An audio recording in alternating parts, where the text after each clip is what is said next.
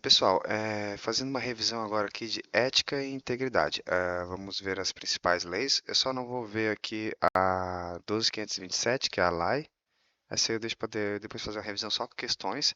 Essa 14.129, a 11.529, a 9.203 e a 11.71.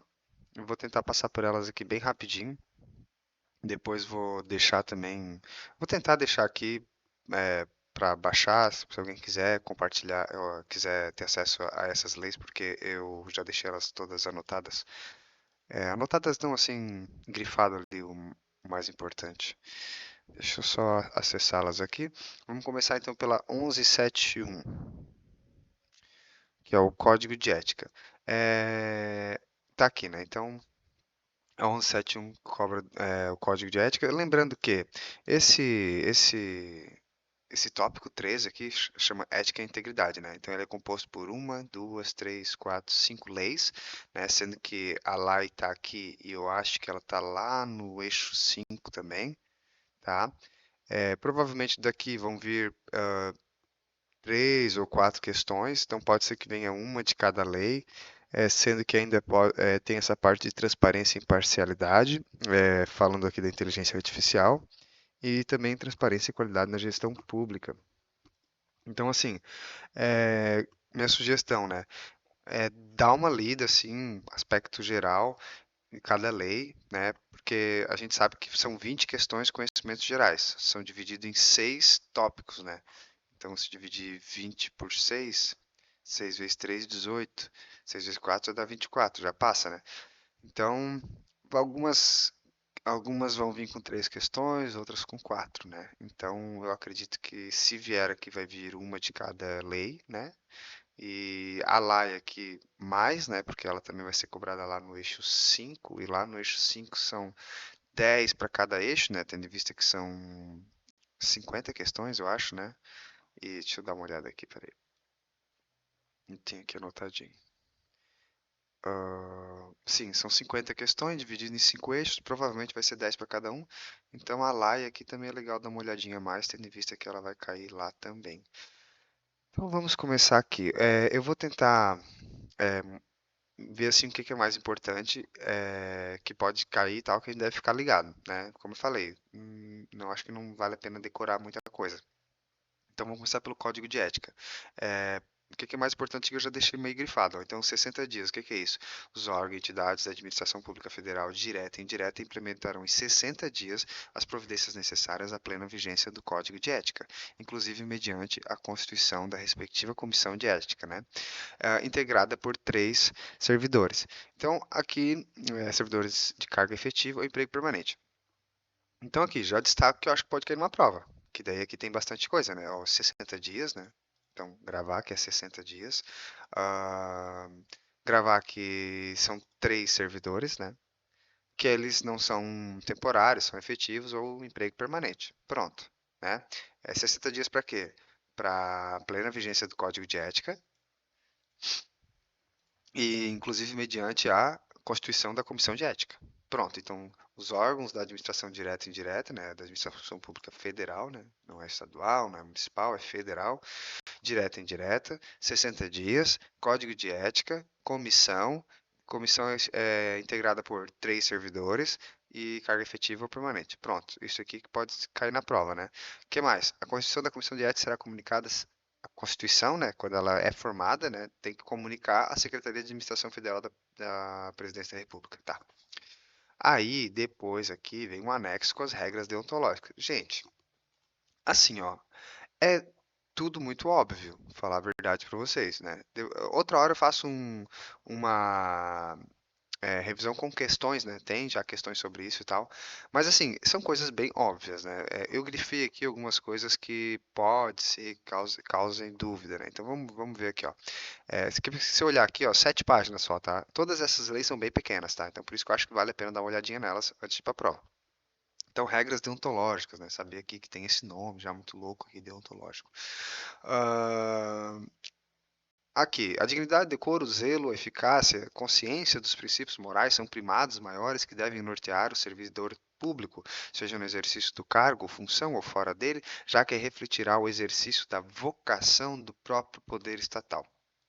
Achei interessante destacar isso aqui, porque é bonito, né? Vocação do próprio poder estatal. Pode soar estranho, às vezes, lá na hora da prova. Será que é isso? É isso aí mesmo. Seus atos, comportamentos, atitudes serão direcionados para a preservação da honra e da tradição dos serviços públicos. Muito legal. Circulei aqui jamais, porque quando tem jamais a gente acha que está errado, né? Mas aqui está falando: o servidor público não poderá jamais desprezar o elemento ético de sua conduta. Pronto, se cair isso aqui lá, é assim que está escrito, está certo, tá bom? Ah, não tem exceção? Parece que não. Está dizendo que jamais. Assim não terá que decidir somente entre o legal e o ilegal, o justo e o injusto, o conveniente e o inconveniente, o oportuno e o inoportuno, mas principalmente entre o honesto e o desonesto. Olha que bonito, né, pessoal? Isso aqui é de 1994. Veja, né? Que aquela época já tinha essa preocupação com a honestidade. A moralidade da administração pública não se limita à distinção entre bem e mal. Olha, interessante, né? Devendo ser acrescida da ideia de que o fim é sempre o bem comum. O equilíbrio entre legalidade. Ah, eu já vi questão falando isso aqui, quer ver, ó? A questão. E é bem cara de ser Gran Rio isso, tá? Pelo menos antigamente ela fazia muito isso. E tem questão, tem outras bancas que fazem isso. Elas omitem isso aqui, ó. Esse trecho aqui. Elas botam aqui. Sabe quando a questão faz assim, ó? Vou mostrar pra vocês. Ela vem aqui, tira isso aqui, né? E daí ela bota assim, né, na questão, faz um tracinho assim, né, para você preencher aqui. E daí ela coloca letra A, eficiência, aí depois sei lá, transparência, né? E lá vai estar a moralidade. Em algum lugar lá vai estar a moralidade. E daí a gente vai ter que saber que é ó, moralidade aqui, moralidade aqui. Então, vamos ler aqui e ficar atento nisso, tá? Porque pode vir umas questões assim bem decorebinho, olha só. A moralidade da administração pública não se limita então à distinção, o fim é sempre o bem comum. O equilíbrio entre também já temos que ficar atento aqui. Equilíbrio entre o quê? Entre a legalidade e a finalidade. Na conduta do servidor público é que poderá consolidar a moralidade. Então, a moralidade ela só é possível quando se tem um equilíbrio entre legalidade e finalidade. Aí que fala da remuneração, um trabalho desenvolvido pelo servidor público. Pessoal, eu não estou muito bem da voz, tá? E se eu der umas tossidas aí, alguma coisa, vocês me perdoem já. Já peço desculpa antecipadamente. O trabalho desenvolvido pelo servidor público perante a comunidade deve ser entendido como acréscimo do seu próprio bem-estar, já que, como cidadão integrante da sociedade, o êxito desse trabalho pode ser considerado como seu maior patrimônio. Olha que interessante, né? Deixa eu tomar uma aguinha aqui. A função pública deve ser tida como exercício profissional e, portanto, se integra à vida particular de cada servidor público. Olha que interessante, né? A função pública se integra, né, à vida particular. Eu não sei se é aqui que tem lá assim, se apresentar embriagado no serviço ou fora dele, alguma coisa assim, né? Ou embriaguez excessiva, alguma coisa assim. E veja que mesmo fora da função pública, você deve primar ali por algum nível de comportamento ali adequado, né? Então, assim, os fatos e atos verificados na conduta do dia a dia em sua vida privada poderão acrescer ou diminuir o seu bom conceito na vida funcional. Gente, isso aqui é muito importante, né? Porque às vezes a gente pode achar que não, não, não. Eu só vou ser avaliado no meu comportamento dentro da minha vida funcional. E não, fora dele também, tá bom? Salvo os casos de segurança nacional, investigação ou policial, no interesse superior do Estado, ah, para serem preservados, né? A publicidade de qualquer ato administrativo constitui requisito de eficácia e moralidade, ensejando sua omissão, comprometimento ético contra o bem comum imputável a quem negar. Pessoal, moralidade, eficácia, publicidade, né? Olha que interessante. Muito a ver com transparência também. A gente faz muita redação, muita discursiva que cobra ali, transparência como um promotor da cidadania e tal, né? Então a gente pode, inclusive, linkar com isso, né? Que o próprio Código de Ética da Administração Federal diz que a publicidade dos atos, elas. Então, pessoal, vamos partir aqui para o próximo inciso. Então, toda pessoa tem direito à verdade. Deixa eu só arrumar aqui o negocinho. Pronto. Toda pessoa tem direito à verdade, o servidor não pode omiti-la ou falseá-la, ainda que contrário aos interesses da própria pessoa interessada. Ó, essa aqui pode pegar a galera, olha só. Toda pessoa tem direito à verdade. O servidor não pode omiti-la ou falseá-la, ainda que contrária aos interesses da própria pessoa interessada ou da administração pública, tá? Gente, eu nem consigo entender o que é que eles quiserem dizer aqui. Só que eu já sei que se cair isso aqui tá certo. Então, decorem aí e tal, né? Depois eu vou tentar entender isso aqui, mas vamos até repetir, ó. Toda pessoa tem direito à verdade. Ok, o servidor não pode omiti-la ou falseá-la, mesmo que, mesmo que essa verdade contraria os interesses da própria pessoa interessada ou da administração pública. Enfim, é a verdade. A verdade nada mais que a verdade, tá? Não interessa se é contra o interesse da pessoa interessada, se é contra o interesse da administração pública, tem que dizer a verdade. Ah, por exemplo, a administração pública errou, né? Não é muito do interesse da administração pública dizer que errou, né? Vai ter que dizer que errou, tá bom? Nenhum Estado pode crescer ou estabilizar-se sobre o poder corruptivo do hábito do erro, da opressão ou da mentira, que sempre aniquilam até mesmo a dignidade humana. Beleza. O que a gente tem mais aqui, ó? Tratar mal uma pessoa que paga seus tributos direto ou indiretamente significa causar-lhe dano moral, né? Você às vezes pode trocar isso aqui. Aqui fala, ó, longas filas, né? Ao deixar o servidor público, qualquer pessoa à espera de solução, ah, permitindo a formação de longas filas, né? Ó, configura grave dano moral. Os repetidos erros, o descaso e o acúmulo de desvio tornam-se às vezes difíceis de corrigir e caracterizam até mesmo a imprudência.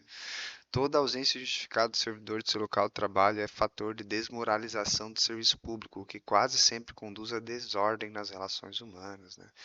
O servidor que trabalha em harmonia com a estrutura organizacional, respeitando seus colegas e cada concidadão colabora e de todos pode receber colaboração, pois sua atividade pública é a grande oportunidade para crescimento e engrandecimento da nação. Pessoal, outra coisa que a gente tem que perceber, isso aqui que foi lido até agora são as regras deontológicas. Vocês podem perceber que são coisas bem bonitas, né? Bem assim, abstratas, românticas, né? E elas têm esse ar de princípios, né? Assim, que daqui pode sair muita coisa, né? Mas na seção 2 vem os principais deveres. Aí aqui já é mais concreto, né? A questão pode, né, botar quatro desse e um desse aqui de baixo e perguntar qual que não é regra deontológica, né? Qual que é o dever. Ou quatro deveres, uma regra deontológica e perguntar qual que é a regra deontológica. Como é que a gente vai fazer para descobrir isso? É, tentar perceber essa ideia mais principiológica e mais prática, né? Por exemplo, é um dever, né, do servidor desempenhar a tempo as atribuições do cargo, função, emprego público, tal, tal, tal. É bem dever mesmo, né? Ó, exercer suas atribuições. Perceba que aqui, ó, fala assim, ó, a cortesia, boa vontade, o cuidado, né? Toda pessoa tem direito à verdade. São como se fala isso? São dizeres, né? São dizeres, né? Ó, a função pública deve ser tida como exercício profissional, o trabalho desenvolvido pelo servidor público. Então, tem esse ar mais principiológico, né? Aqui, ó, o que que o servidor tem que fazer? Servidor público, desempenhar, exercer, ser probo, jamais retardar, tratar cuidadosamente, ter consciência, ser cortês, né? Então tem inclusive esses verbos aqui, né? Ó, verbo sempre no infinitivo, ó, ser, exercer, tratar, ter, ser, né? Ó, ter respeito à hierarquia, porém, sem nenhum temor de representar contra qualquer comprometimento indevido da estrutura em que se funda o poder estatal, né? Ah, bom, como eu falei, pessoal, não vou ler isso aqui porque é meio que óbvio, tá? Assim, depois a gente vai resolver as questões, não hoje, mas porque hoje eu queria mais passar pela lei, inclusive para quem ainda não teve contato com elas, porque ter essa visão geral ajuda também, né? Essa, essa lei está tratando disso, ela é dividida assim, dividida assado. Depois a gente vai para umas questões, e daí se na questão a gente vê que, num outro vídeo, num outro momento, a gente vê que assim, não, pô, tô errando aqui. Aí a gente volta na lei e vê, nossa, olha só, não tinha percebido essa pegadinha aqui e tal. É isso, tá bom? É, eu acho que é aqui que fala da embriaguez, quer ver, ó? Deixa eu ver aqui, ó. Vou até botar Ó, olha que interessante.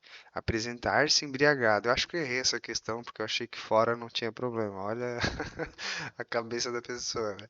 Apresentar-se embriagado no serviço ou fora dele habitualmente.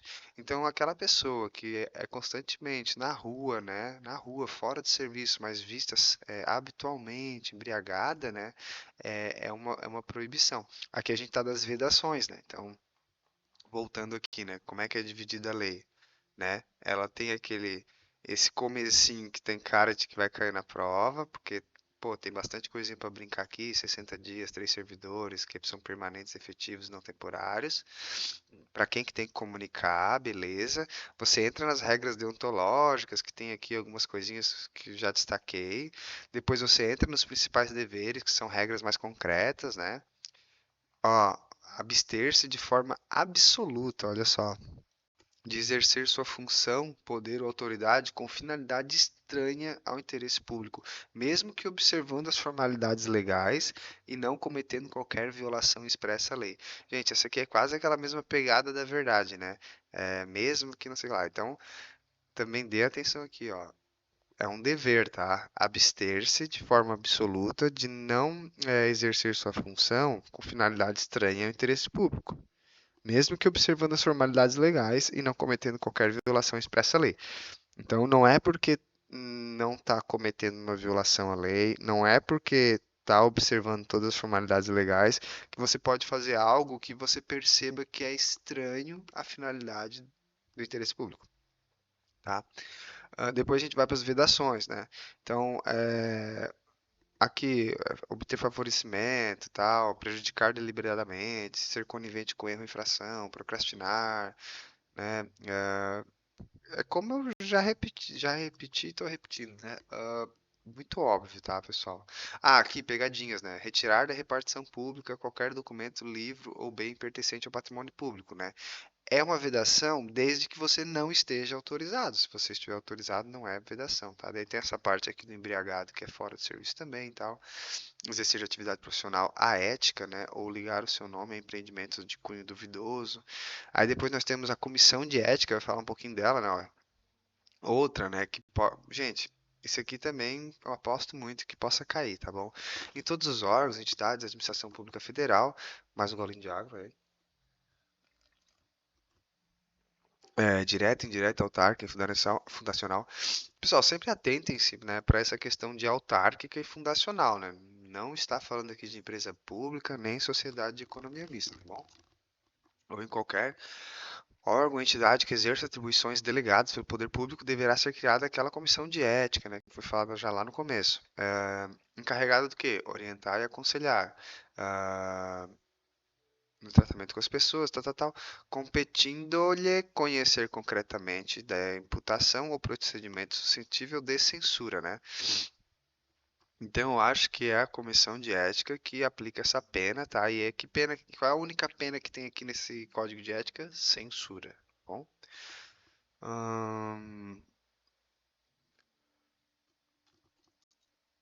Que mais? Ó, a pena aplicável ao servidor público, ó, pela comissão de ética é a censura, tá? Fechou, pessoal. Então, ó, se falar lá de multa, qualquer outra coisa, detenção ou suspensão, não existe, é censura. E sua fundamentação constará do respectivo parecer, assinado por todos os seus integrantes. Quantos integrantes são? Três. Consciência do faltoso. Quem é o faltoso? O cara que cometeu ali o que não era para cometer. Para fins de apuração, entende-se por servidor público, todo aquele, tananã, nananã, temporário, excepcional, ainda que sem retribuição financeira, desde que ligado direto ou indiretamente, qualquer órgão, as autarquias, as fundações, as entidades paraestatais. Olha, entramos aqui em empresas públicas, sociedade de economia mista, né? Ah lá, só estava falando autárquico e fundacional, né? Ou em qualquer setor onde prevaleça o interesse do Estado. Fechou, pessoal. Bem sim, superficial, até ficamos 20 minutos nessa lei, né? Mas assim, é, tentei pontuar aqui o que eu acho que pode aparecer na prova para nós, mas é bom que todo mundo dê uma lidinha, né? Porque é bem pequena, não custa, pessoal. Isso aqui você lê em meia hora, se você pegar assim, né, de cabo a rabo ali, meia horinha, quando você lê, né, pelo menos para e aí como é que você faz? Dá uma lida ali e vê assim o que que te chama atenção, o que te parece estranho, porque esse é o problema. Na hora da prova você lê algo e achar, poxa, será que é isso aqui mesmo? E eu já destaquei ali pelo menos os principais que parecem meio estranho. Vamos pro 9203 agora. O que que é isso aqui? É governança pública e sistemas de governança. Deixa eu pegá-la aqui. 9203, venha para cá.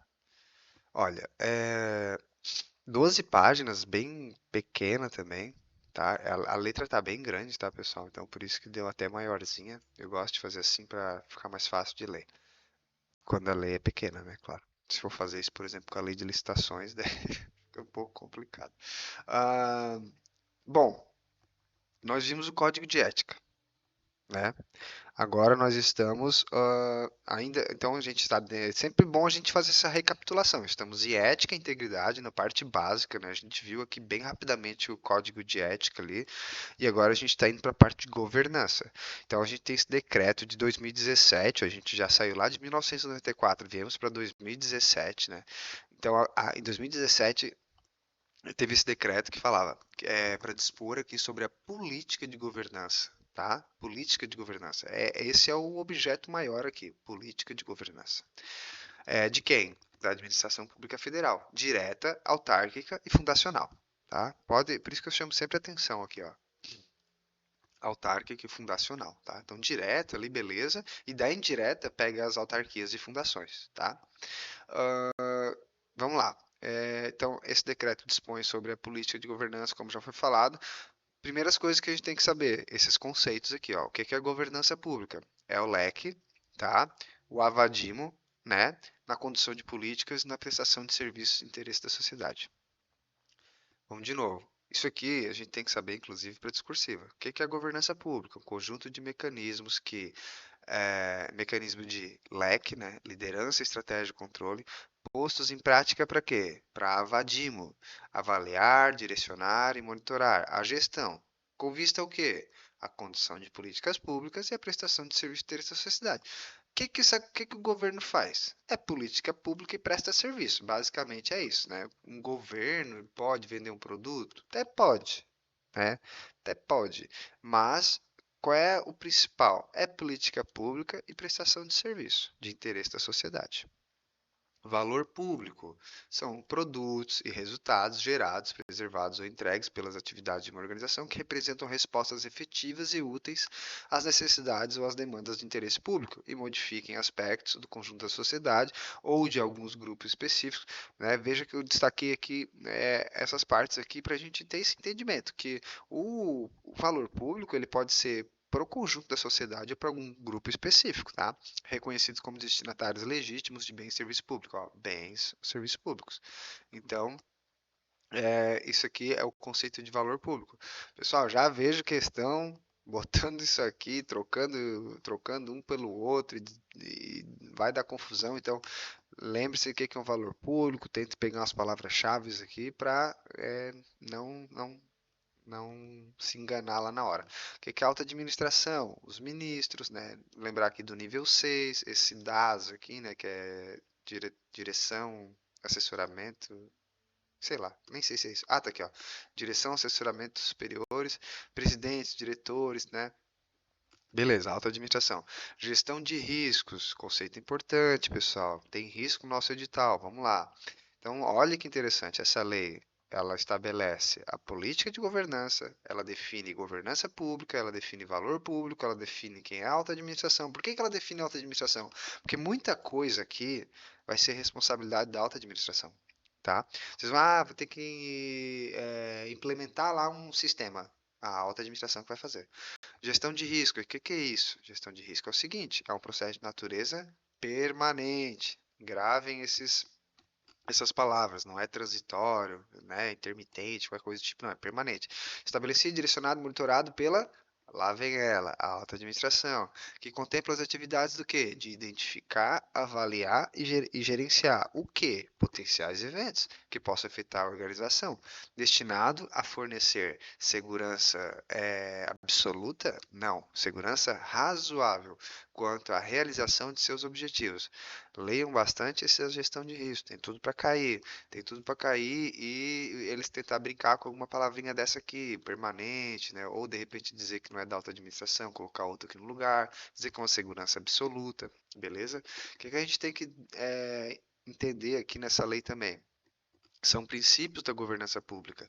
O que que é? Capacidade de resposta, integridade, confiabilidade, melhoria regulatória, prestação de contas e responsabilidade, transparência.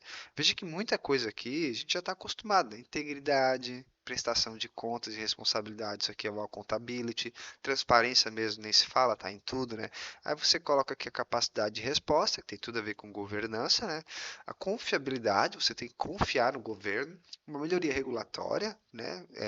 Leis e normativas que auxiliem, né? Na própria governança e depois acrescenta ali integridade, a accountability e a transparência, tá? São diretrizes, né, são diretrizes da governança pública. Ó, até botei aqui, ó, a Vadimo. Então a gente viu aqui que são os princípios e agora a gente tem as diretrizes. O que que é as diretrizes? Vai entrar a Vadimo e muito mais. Olha só, direcionar ações, tá? Promover a simplificação administrativa. Então, é a complexidade? Não, é a simplificação administrativa, modernização, integração. Vão anotando as palavrinhas do bem, como diz a professora Elizabeth Moreira, palavrinhas do bem aqui para governança, simplificação administrativa, modernização, integração, meio eletrônico, né? Que não é só por ele, mas especialmente, né?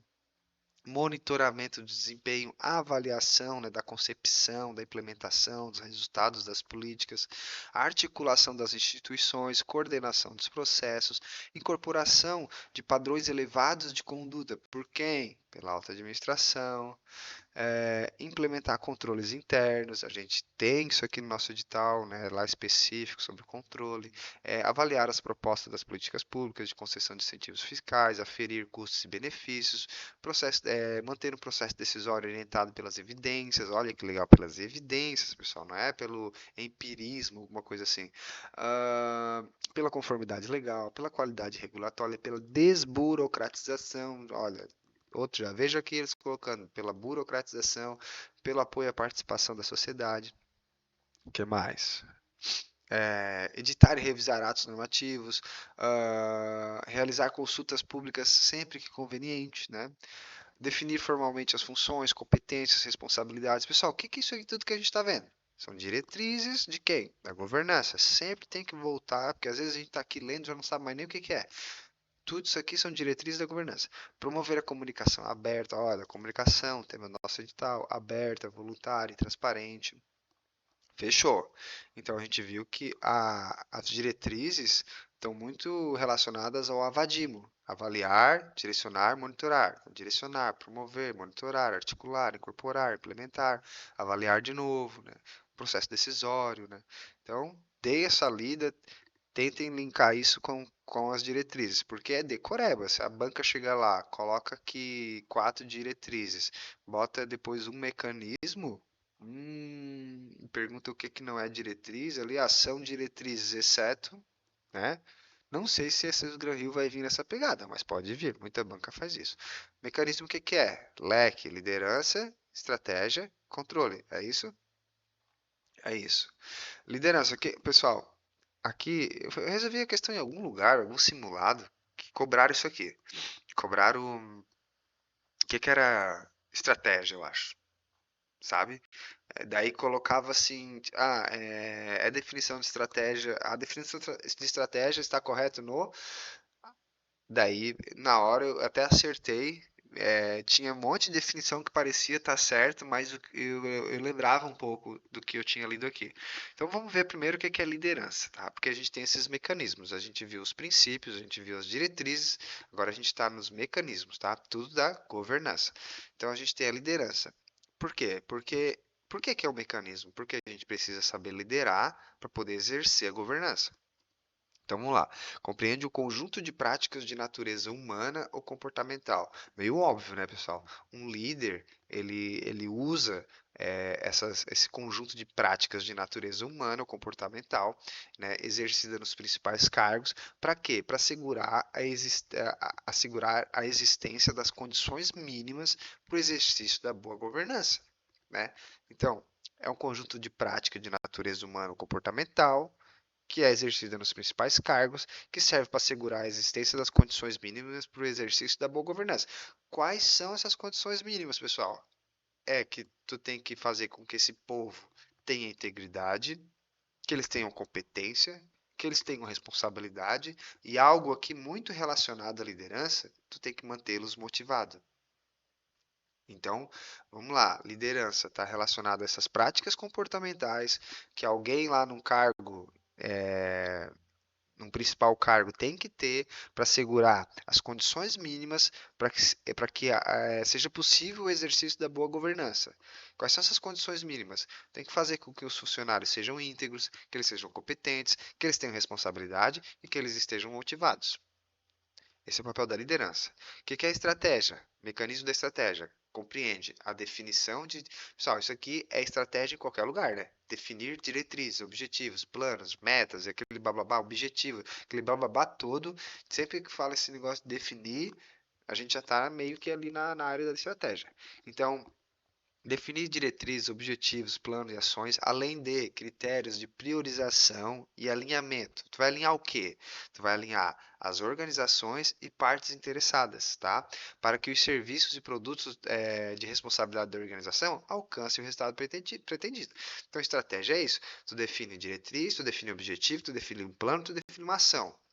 Tu tem critérios de priorização, porque não dá para fazer tudo às vezes, né? E tu vai ter que alinhar, né, a organização com as partes interessadas. Tem que ter esse alinhamento. Não adianta tu dizer só para ti, tu é o dono da empresa, o dono da organização, o diretor da organização, e tu diz, quer saber? Eu acho que seria bom fazer isso, isso e aquilo. E fica para ti.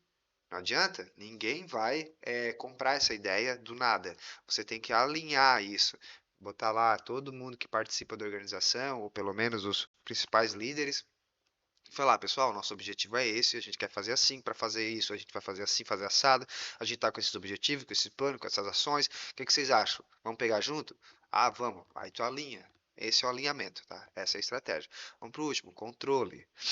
É, Compreende processos estruturados para quê? Para mitigar os possíveis riscos. Então, olha o link, olha a palavra-chave do controle. Mitigar os possíveis riscos. Com vistas ao alcance dos objetivos institucionais e para garantir a execução ordenada, ética, econômica, blá blá blá, das atividades da organização, com preservação da legalidade, da comunicidade, do respeito, nanana. Palavra-chave, pessoal. Controle para mitigar os riscos. Tá? Não é para controlar a pessoa, não é para controlar sei lá o quê, é para tentar mitigar os possíveis riscos. Claro que daí não é para uma execução ordenada, ética, econômica, vai indiretamente, né? Tudo isso aqui é o que a gente quer. Mas a função primordial do controle é mitigar os possíveis riscos que afetam, né, a tua economia, a tua eficiência, a tua eficácia. Vamos lá. Caberá a quem? Olha ela aqui. Por que que foi definida lá em cima, né? Lembra? DAS, nível 6, ministros, aquela coisa toda. A alta administração dos órgãos e das entidades, observadas as normas e os procedimentos específicos, aplicar, implementar e manter mecanismos e instâncias práticas de governança. Resumindo, cabe à alta administração implementar e manter mecanismos, instâncias e práticas de boa governança. Implementar e manter mecanismos. O que que são os mecanismos? LEC, liderança, estratégia e controle. Acabamos de ver ali em cima. É, Instâncias e práticas de governança. Fechou? Quem que tem que fazer isso? É o líder? Não, a alta administração. Os mecanismos que a gente viu ali, o leque, as instâncias e as práticas de governança incluirão, no mínimo, então assim, ó, coisinha que a gente tem que, né, também já vejo uma questão, né, colocando aqui, ó. Então assim, ó, mecanismos, instâncias, práticas de governança, inclui o que, no mínimo? Resultados, desempenho e evidências, né, grava essas palavras-chave, mas explicando, então, acompanhar os resultados, tu ter soluções de melhorias do desempenho, e tu tem instrumentos de promoção do processo decisório fundamentado em evidências. É a segunda vez que eles falam em evidências. Pessoal, Aqui, tá, fechou. Decorem isso aqui, que tem que ter no mínimo essas três aqui, beleza? Resultado, desempenho e evidência aqui, né? Promoção, processo decisório fundamentado em evidências. Isso aqui são o que vai estar incluído no mínimo nos mecanismos, nas instâncias, nas práticas, né, de governança. Beleza, agora a gente vai entrar no artigo 7º aqui, que depois ele tem vários desdobramentos aqui sobre esse objeto principal desse artigo, que é o comitezão, né? Vamos chamar ele de comitezão. Se eu não me engano, tem comitezão e comitezinho. O que é o comitezão? Comitezão é assim, ó, o Comitê Interministerial de Governança. É o comitezão, porque ele é interministerial, ou seja, é um comitê que abrange vários ministérios. Para que serve esse comitê? Para assessorar o presidente da República. Olha só, não é para assessorar qualquer pessoa, é o presidente da República, na condição de política pública de governança. Tá. O comitezão é composto por quem? Por três pessoas. O ministro de Estado, chefe da Casa Civil, que é o coordenador, o ministro da Economia e o ministro da CGU. Pronto. Comitezão auxilia o presidente, né, na condução das políticas públicas de boa governança. Ele é composto por três pessoas. É o ministro e chefe da Casa Civil ali, coordenador, né, aquele coordenador, o da Economia e da CGU. Pronto, fechou.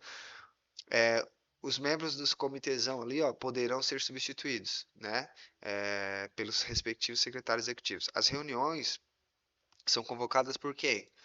Pelo da Casa Civil, coordenador. Representante de outros órgãos e entidades, né, pode participar, taranã, sem direito a voto. Beleza. Como é que se reúne esse comitêzão? Ordinária, de forma ordinária, trimestralmente e extraordinário sempre que necessário. Lembre, ordinário trimestralmente, extraordinário sempre que necessário. Quórum da reunião do comitêzão, maioria simples. Quórum de aprovação, maioria absoluta. Coordenador tem um voto de desempate, tá? O comitêzão compete o quê? Lá vem, pessoal, vamos ver. Muita coisa? É um pouco de coisa. Não é muita coisa. É cinco, na verdade, tá? Ó, palavras-chave. Propor medidas, mecanismos e práticas. Aprovar manuais e guias. Isso aqui é comitêzão, interministerial. Aprovar recomendações, incentivar e monitorar a aplicação das melhores práticas. Tá? Depois dei uma lida aqui com mais atenção, aqui nas letras menores, mas basicamente é isso. Comitêzão, ele propõe medidas, mecanismos, práticas, ele aprova manuais, guias, aprova recomendações, incentiva e monitora a aplicação das melhores práticas e edita as resoluções. Os manuais e guias, né, que o comitêzão ali aprova, ele aprova ou ele faz? Ele aprova, né? Ó, deve conter o quê? Conter recomendações e ser observados pelos comitês internos. Aqui estão os comitezinhos, tá? Ó, lá no 15A nós vamos falar do comitezinho. Nós estamos falando agora do comitezão.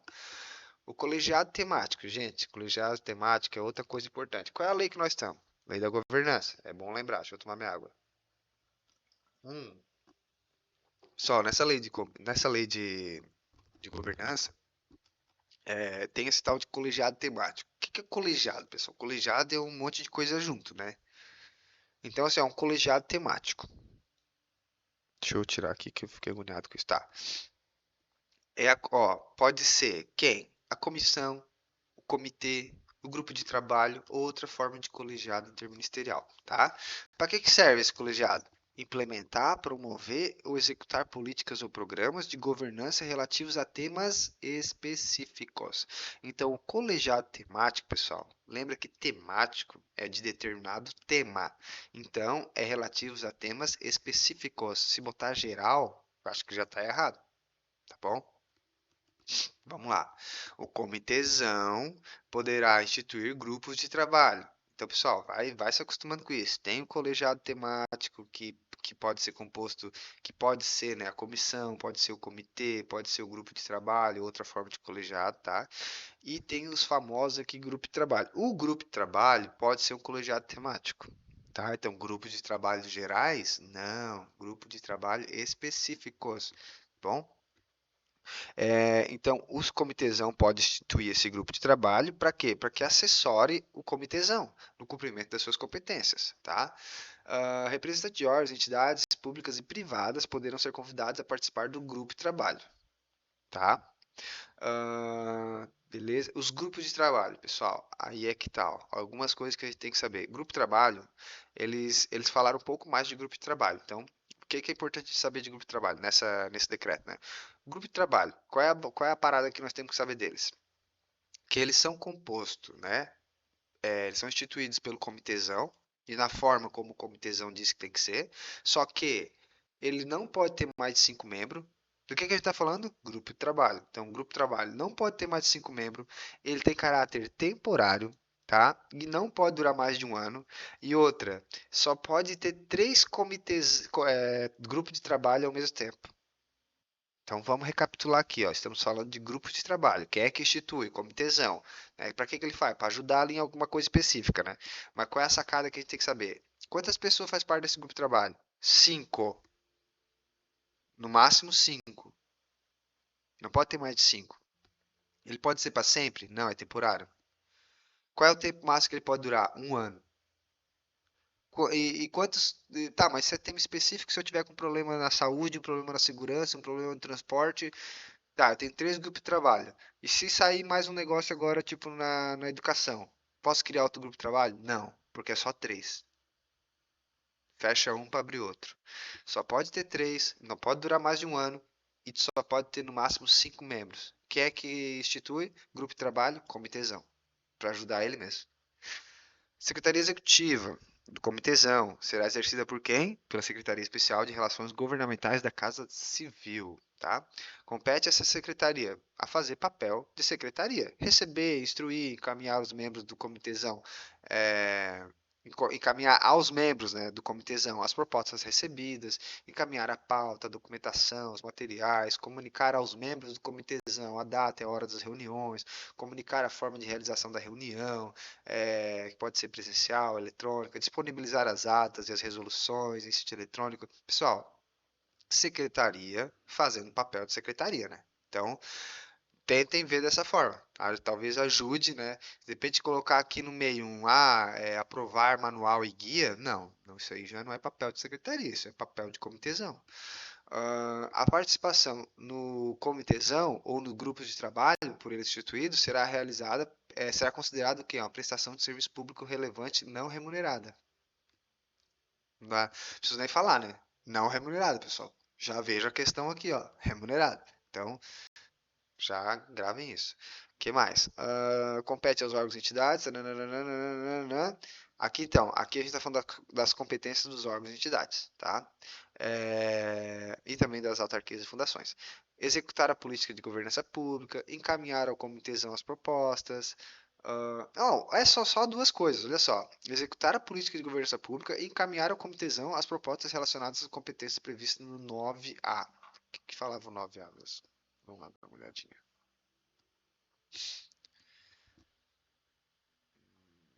Propor medidas, aprovar manuais e guias, editar resoluções.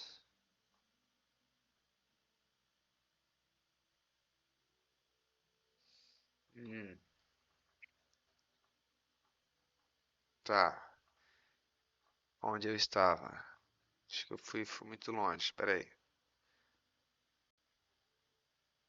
Tá, então assim, ó, os órgãos e entidades, né, eu acho que mais ou menos eu entendendo aqui, eles podem encaminhar umas propostas aí com relação à governança para o comitêzão que vai ver se aprova lá. Então, os órgãos e entidades, no âmbito aqui da governança, eles praticamente executam a política de governança pública, né, e eles encaminham propostas ali de melhorias, alguma coisa assim, em termos de governança para o comitêzão. Agora nós vamos falar dos comitezinhos.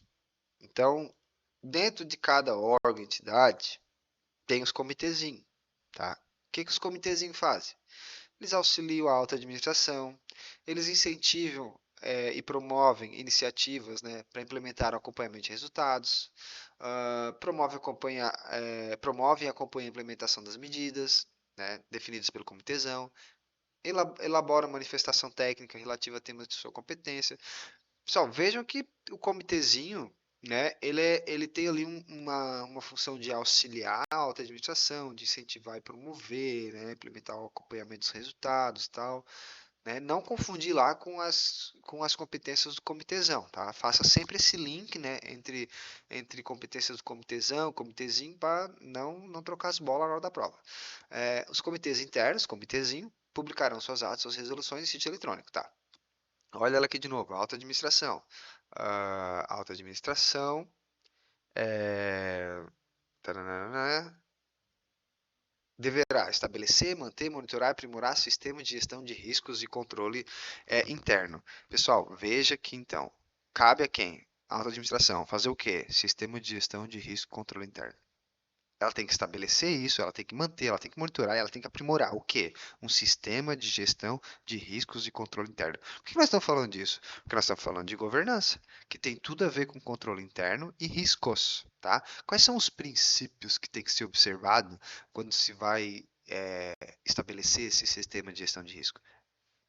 Alguns. Quatro, tá? Princípio da sistemática, né, estruturada, oportuna e documentada, né? Então, essa é a forma de aplicação desse sistema, tem que ser sistemática, estruturada, oportuna e documentada. Integração da gestão de risco ao processo de planejamento estratégico, aos seus desdobramentos, às atividades, aos processos de trabalho e aos projetos, em todos os níveis da organização, tá? Todos os níveis da organização. Estabelecimento de controles internos proporcionais aos riscos, considerando as fontes, as consequências, os impactos, utilização dos resultados de gestão de risco. Beleza, então esses são os princípios que devem ser observados quando a alta administração for estabelecer o sistema de gestão de risco e controle interno. Ela vai estabelecer, ela vai manter, ela vai monitorar, ela vai aprimorar esse sistema, tá? Com base nesses princípios. A auditoria interna, não estamos falando da alta administração, não confundam. A auditoria interna governamental, primeira vez que aparece esse termo no decreto. Então, a auditoria interna governamental deverá adicionar valor e melhorar as operações. Lembrem-se, pessoal, que quem adiciona valor e melhora as operações, nos termos desse decreto, é a auditoria interna governamental, tá bom? Mediante uma abordagem sistemática e disciplinada, por meio do quê? Trabalho de avaliação e consultoria de forma independente, né? Profissionais reconhecidos internacionalmente, segundo padrões, né? Segundo padrões de auditoria e ética profissional reconhecidos internacionalmente. É, quase tudo em auditoria ali já absorve essas práticas, né? Boas práticas internacionais. Adoção da abordagem baseada em risco, olha, na governança se fala muito em risco, promoção, prevenção e detecção e a investigação de fraudes, né? Promoção, prevenção, detecção e investigação de fraudes. Veja que não tem aqui a repressão, tá? Então, a auditoria, ela adiciona valor, melhora as operações por meio, então, desses trabalhos de avaliação e consultoria, uma abordagem baseada em risco, por meio da promoção, prevenção, detecção e investigação de fraudes, beleza? E é isso, acabou aqui essa parte da auditoria, tá? Bem tranquilo. Eu imagino aqui que a questão posso colocar aqui uma repressão, não tem a palavra repressão aqui, tá? E aqui pode botar um dependente, né? Fica, né, bem tranquilo, eu acho, né, de perceber que está errado. Ou, né, falar que botar aqui alta administração. Botou alta administração aqui, que é quem adiciona valor, não é o que está falando o decreto. Vamos lá. Os órgãos das entidades instituirão, olha, o programa de integridade. Então, a gente viu aqui que a alta administração ela estabelece o sistema de gestão de risco e controle interno, mas os órgãos e entidades, eles instituirão um programa de integridade, tá? Para quê? Para prevenir, detectar e punir, né? Então aqui a gente já entra ó, na parte de repressão, né? Punição, remediação das fraudes, né? Quais são os eixos desse programa de integridade? O comprometimento da alta administração, a existência de. Agora, olha só, nós falamos lá em cima que um dos princípios que deve se basear o sistema de gestão de riscos é que ele permeie todos os níveis da organização, certo? Certo, é isso aí mesmo. Um sistema de gestão de risco e controle interno ele deve permear todos os níveis da organização. Agora, quando a gente está falando aqui, ó, dos órgãos e entidades em criar um programa de integridade, veja que ele fala que existirá uma unidade responsável pela implementação desse programa de integridade. Que claro que ele vai abranger toda a organização, mas existe uma unidade que vai ficar responsável por instituir, por controlar, por monitorar esse programa de integridade. Mais uma aguinha, pessoal. Peraí.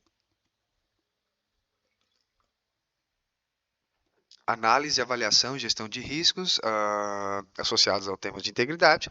Monitoramento contínuo. Contínuo. O que é isso, pessoal? São os eixos do quê? Do sistema do programa de integridade que é instituído pelos órgãos e entidades, tá bom? Acabou. Acabou, pessoal. Eu vou dar uma pausinha aqui para tomar uma água, levantar um pouquinho. E a gente continua ali com os outros. Falta mais duas leis ainda, tá bom? Então tá, pessoal. Então fechamos aqui a lei de governança. Vamos fechá-la de verdade. 171 a gente pode fechar também. A 1171, né? Vamos então agora para 11.529. Olha que legal. 2023, novíssima, né? Vamos passar. E ela fala de integridade. Então a gente viu, recapitulando, ética, né? Bem legal. Vimos a parte de governança, né? Que falamos aqui de comitezão, comitezinho.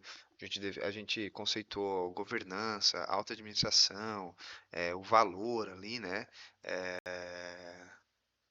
A gente viu programa de integridade, sistema de risco, ali, de controle de risco, controle interno, vários termos importantes ali, e vocês viram que é uma lei relativamente pequena, tá? Acho que vale a pena dar uma lidinha, tá bom?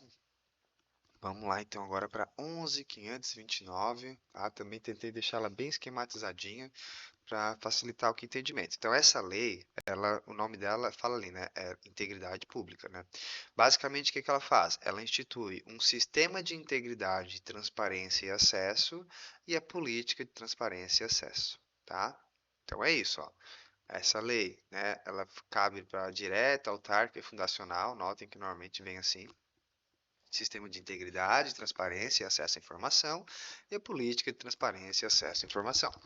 Aí a gente tem aqui o primeiro capítulo, né? O capítulo, na verdade, o segundo capítulo que vai falar do primeiro esquema aqui, desse sistema. Esse sistema a gente vai chamar ele de CITAI, tá bom? Ele vai ganhar esse apelido aqui, CITAI, que é o Sistema, Integridade, Transparência, Acesso à Informação.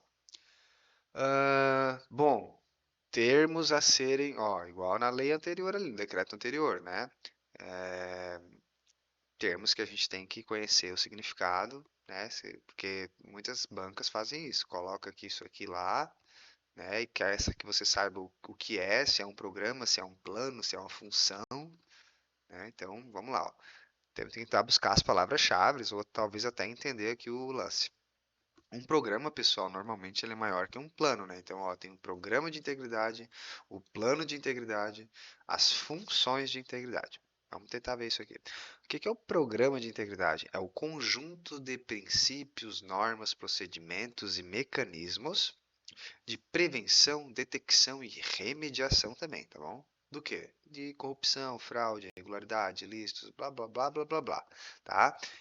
Mas aqui o principal é isso aqui, ó. Conjunto de princípios, normas, procedimentos e mecanismos para prevenir, detectar e remediar tudo de ruim. Tudo que vá contra a integridade.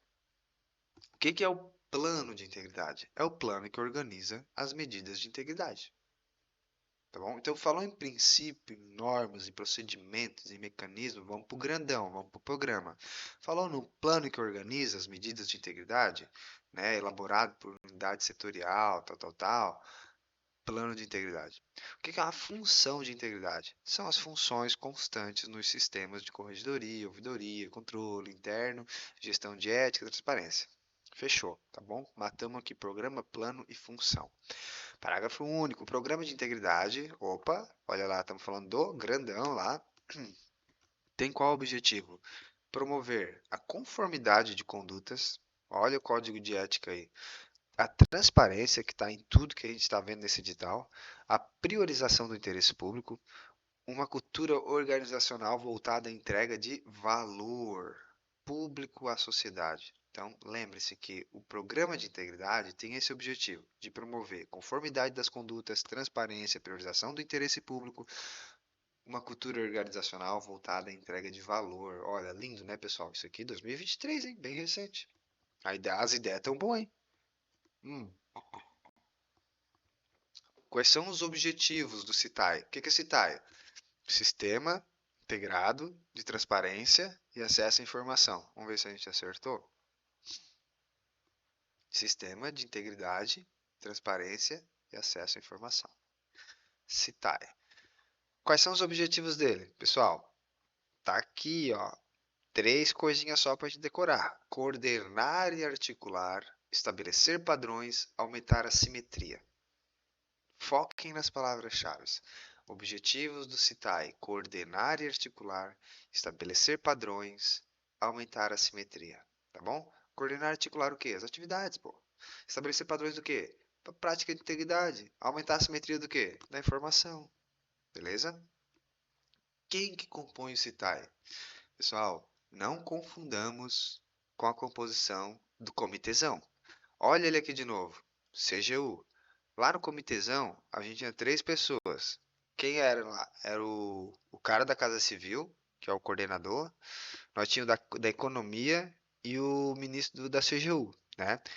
A CITAI, ela é composta pela própria CGU, não só pelo ministro da CGU, tá? E é o órgão central.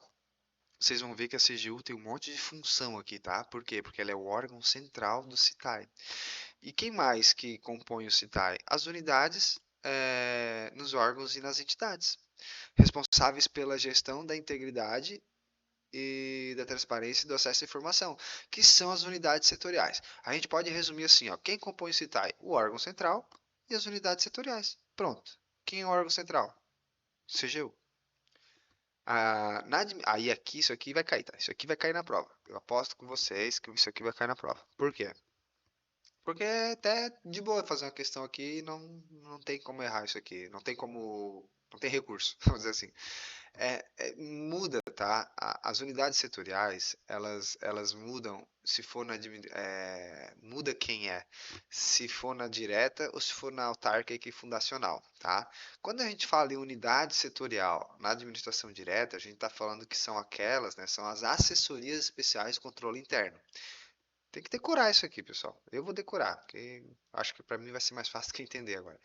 É, Se eu falei da direta, eu estou falando daquelas e eu estou me referindo à unidade setorial. Quem é a unidade setorial na administração pública direta? São as unidades, tá? Que assessoram, que fazem uma assessoria especial de controle interno, tá? Gravem isso aqui. Agora, se for na autárquica e fundacional, daí as unidades setoriais são as responsáveis pela gestão da integridade, da transparência e do acesso à informação, tá? Talvez seja só questão de denominação, mas temos que nos ater a essas palavras, para não confundir lá, tá? Porque olha só, é só trocar uma pela outra aqui que, para termos de concurso público, já vai estar errado. O dirigente máximo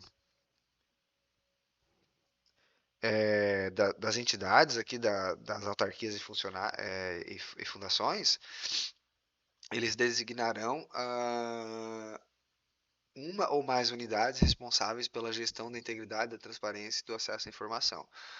Ou seja, né, eles, né, os dirigentes máximos aqui da autarquia e fundação, eles vão dizer quantas unidades setoriais terão ali o órgão, né, ou a entidade. O que mais aqui? Tá, se houver alteração da unidade setorial, tem que formar o CITAI, ok? O que mais aqui? Tá, as atividades das unidades setoriais, elas sofrem ali uma supervisão técnica do órgão central, beleza?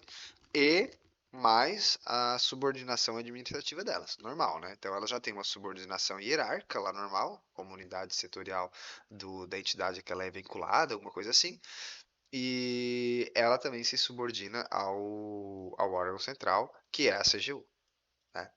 Então assim, compete a CGU, órgão central do CITAI.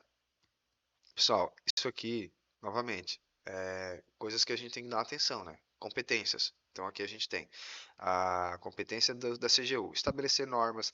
Vejam que são competências de gente que está lá na cúpula, certo? Eu acho que enxergando dessa forma, a gente pode ter mais chance de acertar. Então, estabelecer normas, orientar as atividades, exercer a supervisão técnica, né? Coordenar as atividades, monitorar e avaliar a atuação das unidades setoriais, realizar ações de comunicação e capacitação, dar ciência aos órgãos e às entidades, ah, de fatos que possam comprometer aqui o seu programa, recomendar a adoção de medidas, planejar, coordenar e executar. Olha, ele executando alguma coisa aqui, né? O órgão central executando. E o que que é? A política de transparência e acesso à informação. Então, assim, ó, quem é que planeja, quem é que coordena, quem é que executa, quem é que monitora a política que está aqui nesse decreto, né? A gente vai falar sobre ela ainda. A política de transparência e acesso à informação é a CGU, é o órgão central. Estabelecer normas complementares, desenvolver e disponibilizar procedimentos, padrões, metodologias. Né? Vocês viram que é quase tipo ali, tá a nível de comitezão, né? O comitezão lá também é meio que essas coisas assim mais, né? Mais normatizar, assessorar, essas coisas assim, né? Monitorar atendimento às solicitações de acesso à informação e o cumprimento das obrigações da transparência ativa. Veja que aqui é bem executivo, né? Ó, a CGU ela vai ver se as solicitações de acesso à informação está sendo atendida direitinho. Inclusive, por isso que lá na lei de acesso à informação, você vai ter um recurso lá para a CGU. Tem hora lá que, se não deu com um, não deu com o outro, uma hora você vai fazer um recurso para a CGU, porque ela monitora também esse atendimento às solicitações de acesso à informação. Estimular e apoiar a adoção de medidas de integridade, definir critérios, indicadores, promover o uso de dados e das informações públicas pela sociedade, identificar bases de dados. Beleza. E agora, já na sequência, vem a competência das unidades setoriais. Aí, pessoal, é aqui onde a gente pode confundir. Veja que algumas competências fica bem tranquilo, porque fala assim, ó, no âmbito do órgão da entidade. Se falou no âmbito do órgão da entidade, é óbvio que é a unidade setorial, né? Então tem, ó, um, dois, três, tem três competências aqui que já fala ali, né? E as demais, daí eu fiz assim, ó, eu fiz esse quadrinho um do lado do outro, pra gente não confundir, tá? Primeiro, eu acho que a gente deve sempre pensar que o órgão central aqui, ele está na cúpula, então ele tem competências de cúpula. O que que a gente deve prestar atenção? Quando não for assim, coordenar, quando não for orientar, quando for execução, que daí a gente pode achar que é do setorial, né? Por exemplo, aqui, ó, é, aqui como eu falei, né, o executar a política, né? Realizar ações de comunicação. Pô, o cara pode achar que isso aqui é bem assim operacional, né? Pô, realizar uma ação de comunicação é um órgão central que faz isso, né? Então, é essas aqui que a gente deve ter atenção para lembrar que é sim do órgão central. Realizar ações de comunicação e capacitação relacionadas às temáticas de integridade, taranã. Beleza? Olha aí só. É órgão central, não pode confundir. Vamos ver se tem algo parecido aqui. É, coordenar. Olha, aqui fala assim, coordenar, né? Pô, mas coordenar não é um lance meio de, aqui, ó, coordenar atividades, não é meio de órgão central? Mas veja, seus programas de integridade. Quem tem programa de integridade é a unidade setorial e não o órgão central, tá? Então, pessoal, vale a pena dar uma lidinha nisso aqui com atenção, para não confundir, tá? Que algumas aqui se assemelham, tá bom? Ó, veja aqui, lá a gente tinha um órgão central, a CGU, planejando, coordenando, executando, né, e monitorando a política de transparência e acesso à informação. Aqui a gente tem a unidade setorial supervisionando a execução das ações relativas à política de transparência e acesso à informação e acesso, né, que é essa política aqui desse decreto. Então, tem competência para o órgão central com relação à política e tem competência para a unidade setorial. A unidade setorial, ela supervisiona, né? Essa supervisão aqui está muito relacionada ali acho que ao nível tático, né, gerencial, né? Então a gente pode pensar dessa forma, né? Não está muito no estratégico, né? Supervisionar, né? Então quem supervisiona é a unidade setorial, tá? Beleza, vamos seguindo aqui. O CITAI atuará de forma complementar e integrada aos demais sistemas estruturadores. Opa, teminha do nosso edital. Olha só como já fica mais fácil agora da gente entender. Então, o sistema estruturador são, né, os diversos sistemas que compõem a administração pública, né? Tem sistema de pessoal, tem sistema de finança, tem sistema de compras, de serviços gerais, de orçamento, de tudo, né? E o CITAI, então, está dizendo aqui que o CITAI, né, que é esse sistema de integridade, transparência, acesso à informação, ele atua de forma complementar e integrada aos demais sistemas estruturadores, tá? Principalmente aqueles que coordenam as atividades de instâncias que lhe prestam apoio, de forma a evitar a sobreposição de esforços, racionalizar os custos e melhorar o desempenho, a qualidade dos resultados, tá? Agora a gente entra aqui na parte da política. Então, o que tinha para ver do sistema, a gente viu. O que que é o difícil aqui, né? Dá uma olhadinha nas competências do órgão central e setorial, tá? Ver qual é a composição do CITAI, tá? Acho que isso é legal também. Ah, qual é a composição do CITAI e a diferença aqui de unidade setorial para direta e para indireta, tá? Tem aqui os objetivos também do citar, interessante, né? E as definições. Veja que é pouca coisa que a gente tem que saber, tá? Algumas definições aqui no começo, que a gente já viu, programa, plano e função. A gente tem aqui o programa de integridade, qual é o objetivo dele, que é a primeira definição que a gente viu. Os objetivos do CITAI. A gente tem a composição do CITAI, que a gente viu ali, que é só duas coisas, o órgão central, que é o CGU, e as unidades setoriais. Aí tem unidade setorial, que a definição difere um pouquinho quando é para direta e quando é para autarquia e fundação. O que mais que a gente viu aqui? As competências do órgão central e das unidades setoriais. Beleza.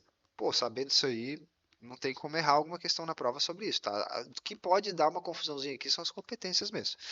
Vamos lá. Aí eu tô falando assim, chega na prova, o cara erra, né? Ai, meu Deus, vamos lá.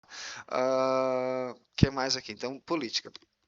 O que compreende a política? A política de transparência, acesso à informação, ela é compreendida pela transparência passiva e a transparência ativa e a abertura de base de dados, tá? E a gente tem que saber o que é uma transparência passiva. Relacione com a pedidos, tá? Tem que ter o pedido. Me pediu, eu forneço. Não pediu, eu não forneço. O que é transparência ativa? É aquela de ofício, tá? Garante a divulgação, tá? Independentemente de pedidos, tá bom? O que é abertura de base de dados? Gera, abertura, aqui fala assim, né, compreende, né, a política, a abertura de base de dados produzidos, custodiados ou acumulados pela administração pública federal para promover pesquisa, estudos, inovações, geração de negócios e participação da sociedade, no acompanhamento da melhoria dos políticos. Então, assim, ó, além de você ter uma transparência ativa e uma transparência passiva, você tem a abertura da base de dados, tá? Quais dados? Os que são produzidos, custodiados ou acumulados pela Administração Pública Federal. Para que ela faz essa abertura? Para promover pesquisa, estudo, inovação, geração de negócio e participação da sociedade no acompanhamento e na melhoria de políticas e serviços públicos. Tá? São princípios e objetivos dessa política. Isso aqui está em vários lugares, né? Publicidade como regra, sigilo como exceção. Amplo acesso das informações, independentemente de autorização prévia e justificativa. Primariedade, integralidade, autenticidade, atualidade, tempestividade, linguagem acessível, compreensão, ênfase na transparência ativa, observância das seguintes diretrizes. Essas diretrizes, pessoal, são diretrizes de outras leis, de outras políticas. Olha só. Então, a política de transparência e acesso à informação, ela vai observar também as diretrizes que foi falado lá na política de dados abertos, as diretrizes que estão lá na política nacional do governo aberto, as diretrizes que estão lá no governo digital e eficiência pública, tá? Beleza, voltando aqui para os princípios e objetivos. Então a gente viu aqui, né? Ali a parte da publicidade, o sigilo como exceção, amplo acesso, primariedade, tal, linguagem acessível, ênfase na transparência ativa, as diretrizes das demais políticas aqui, o foco no cidadão, a participação da sociedade, a utilização de tecnologias da informação e comunicação, compartilhamento de informações, melhoria da gestão de informações, combate à corrupção, respeito à proteção de dados pessoais, tá? A transparência ativa será realizada por meio do quê? Da divulgação de dados e informações nos sítios eletrônicos oficiais. As ações de transparência ativa se darão no cumprimento às normas vigentes, a demanda ou interesse coletivo ou geral, e por iniciativa dos órgãos e entidades. Então, a transparência ativa, ela engloba, sim, uma obrigatoriedade decorrente de norma, uma demanda coletiva ou geral, eu acho que até individual, tá? Aqui não fala, que fala de interesse coletivo geral, e também a iniciativa do próprio órgão ou entidade, tá? Olha a CGU aqui, ela manterá o portal de transparência do Poder Executivo Federal. Então, já começamos aqui com algumas competências da CGU, ela que mantém o portal de transparência. Ah, os dados que estão lá nesse portal de transparência são relativos à gestão de recursos do governo federal. Inclui, no mínimo, despesa, receita, os repasses, convênios, operações de descentralização, licitação, contrato, notas fiscais, né, informação de servidores públicos, né, inclusive militares, sua remuneração, os inativos, pensionistas, reservistas, as viagens de serviço, né, custeado pelo Estado, a relação de empresas, né, com sanções que tem feito ali, ó, restrição do direito de participar em licitação, celebrar contrato, né? Então, lembrar que essa sanção que tem que constar lá no portal de transparência, relação das entidades também que sem fins lucrativos impedidas, né, de celebrar novos contratos, relação de servidores que tiveram ali, ó, demissão, destituição ou cassação da aposentadoria, né? Então não é qualquer sanção, nem para a organização e nem para o servidor. Para o servidor é só demissão, destituição, cassação, que tem lá, tem que estar lá no portal de transparência, e as empresas ali que deram uma vacilada e tiveram como sanção a restrição de participar em licitação, tem que estar lá no portal de transparência. CGU poderá incluir outras informações, tá? De interesse coletivo nesse portal, tá bom? Cabe às unidades setoriais de citar e fornecer os dados, né, para que a CGU, o órgão central, cumpra, né, essa parte ali de publicidade no portal de transparência. Uh, Tá, acesso gratuito. Órgãos e entidades poderão solicitar à CGU a restrição de publicação, né? Então, a CGU tem que divulgar aquilo ali tudo, certo? Certo. Mas de repente, o órgão, a entidade pode dizer assim, ó, CGU, aqui, pá, isso aí eu não vou poder divulgar por causa disso, disso, daquilo. Então, essa solicitação permanecerá à disposição do público, tá? E vai ser informado lá as características gerais da informação, tá? E os fundamentos legais dessa restrição. Então, o órgão solicita a CGU, a restrição, a CGU diz, não, beleza, eu deixo você restrita essa informação, mas eu sou obrigado a publicar as características gerais dessa informação sigilosa e também os fundamentos que permitiram essa restrição. As unidades setoriais que não utilizem os sistemas estruturantes publicarão as informações em seus sítios eletrônicos oficiais. Então veja que a unidade setorial que não utiliza o sistema estruturante, e aqui a gente não está falando do estruturador, a gente está falando do estruturante, que são os sistemas de informática, né, que possibilitam o funcionamento do sistema estruturador. Mas, por exemplo, pô, eu não uso esse sistema estruturante, eu não aderi e tal, estou meio alheio a isso. Como é que eu faço? Então, tu divulga as tuas informações no teu próprio site, tá? E quem estabelece ali como é que vai ser feito é a CGU. No portal de transparência consta a lista dos órgãos e das entidades que não usam o sistema estruturante e fazem publicação em seu próprio sítio. Se você chegar lá e quiser uma informação, por exemplo, de determinado órgão, e aí você entra no portal de transparência, clica lá, órgão X, não aparece, provavelmente vai estar lá uma informação, o CGU vai dizer, ó, o órgão X não utiliza esse sistema, as informações que você deseja se encontram no próprio site do órgão X, aí você vai procurar no órgão X, né? Não vai estar assim tudo centralizado nesse caso, né? A CGU é responsável pela quê? Olha, então ela cuida do portal de transparência e cuida também do portal brasileiro de dados abertos. Então, veja que CGU trabalha bastante, né? Olha só, ela é órgão central, ela tem diversas competências que a gente já viu ali em cima na parte do CITAI, né? Ela é órgão central do CITAI, tem as competências de órgão central, ela cuida do portal da transparência, ela cuida do portal brasileiro de dados abertos, né? Vamos lá. O portal tal, para que serve esse portal brasileiro de dados abertos? É prover o catálogo de referência para busca e acesso de dados públicos, são metadados, informações, aplicativos e serviços relacionados. O que mais aqui? A transparência passiva, só uma aguinha, peraí. A transparência passiva, pessoal, a ativa a gente viu que é lá no portal de transparência, né? A passiva tem um sistema eletrônico específico, tá? De registro e atendimento de pedidos. E para variar, a CGU é quem cuida desse sistema eletrônico específico, tá bom? Os pedidos de acesso à informação registrada nesse sistema eletrônico específico serão disponibilizados para consulta aberta na internet, resguardados os dados pessoais e informações protegidas por outras hipóteses legais de sigilo. Então aqui você tem o resguardo dos dados pessoais, né, de quem solicitou, eu acredito, e, e as informações protegidas, tá bom? Beleza. Aqui, ó, não incluirá, né, dados do solicitante de acesso à informação. Ahn, tá. Que mais?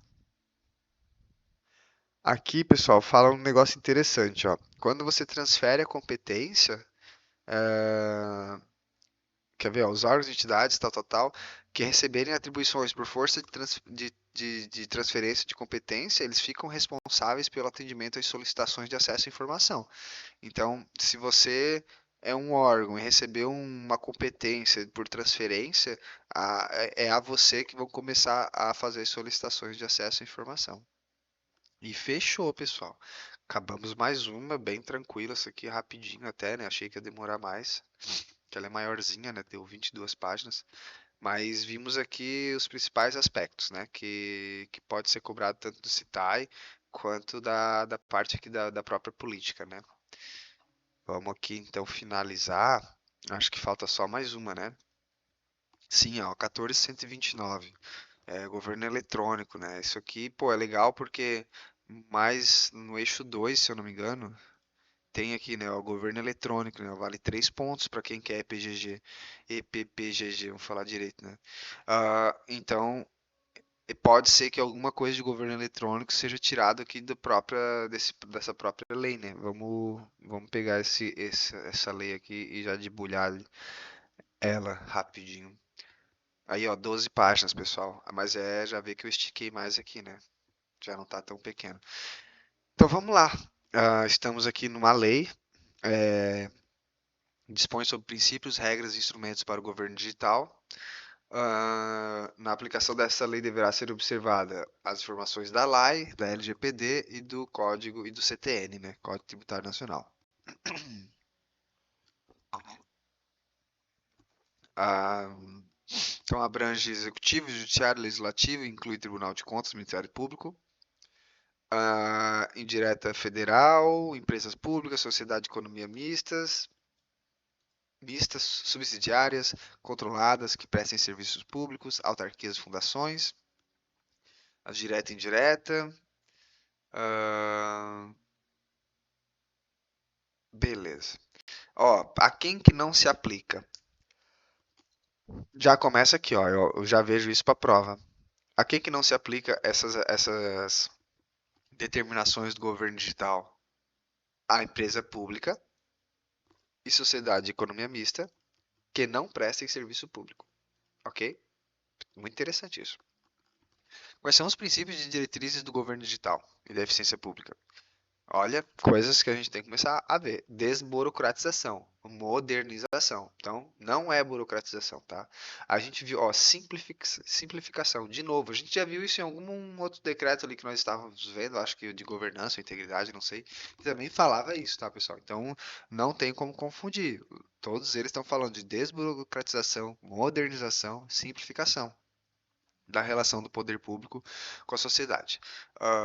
Olha, inclusive por dispositivo móvel, né? Veja, essa lei 2021 já já defendi aqui, né, o uso também por dispositivos móveis, plataforma única, né, ó, possibilidade de serviços ali tal, atendimento às demandas sem necessidade de solicitação presencial. Tudo isso aqui, pessoal, são princípios e diretrizes, né, ó. Participação social na fiscalização e no controle, o dever do gestor de prestar contas diretamente à população, uso de linguagem clara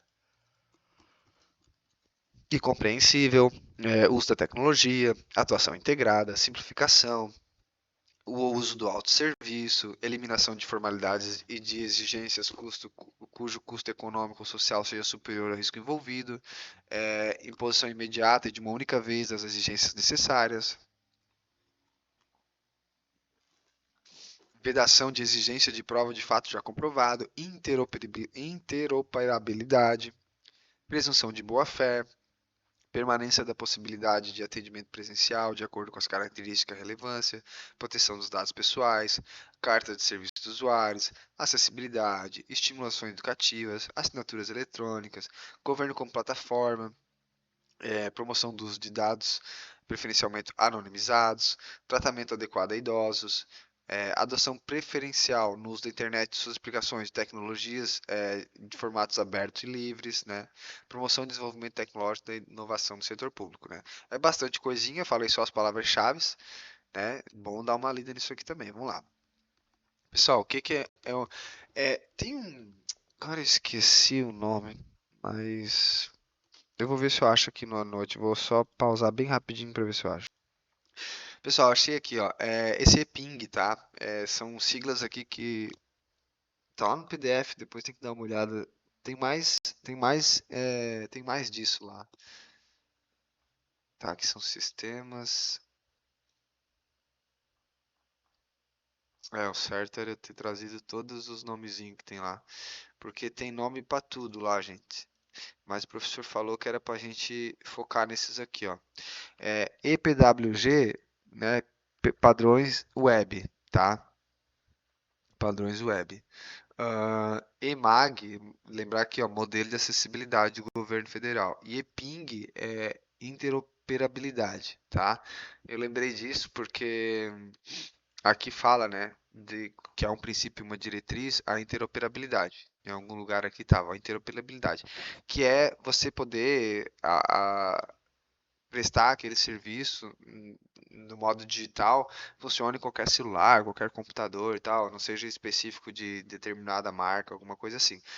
Veja que a questão aqui falava assim, ó, o conjunto mínimo de premissas políticas e especificações técnicas que regulamentam a utilização da tecnologia no governo federal, estabelecendo as condições de interação ó, com os demais poderes, esferas de governo, com a sociedade geral definida. Então aqui a gente está falando do EPING, né?